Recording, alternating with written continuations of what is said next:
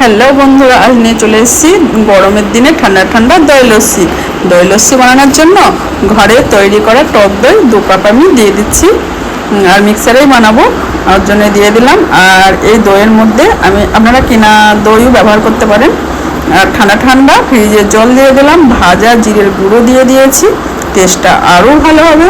Bit লবণ দিয়ে দিলাম, বিট লবণ দেওয়ার পরে আমি দিয়ে দেবো হচ্ছে 2 চামচ মিছরি। আপনারা চিনিও দিতে পারেন, আমি মিছরি গুঁড়ো করে দিয়েছি। এবার দেওয়ার পরে ভালো করে আমি একদম লস্যিটা তৈরি করে নেব। এই দেখুন কত একদম সুন্দর হয়ে গেছে লস্যি।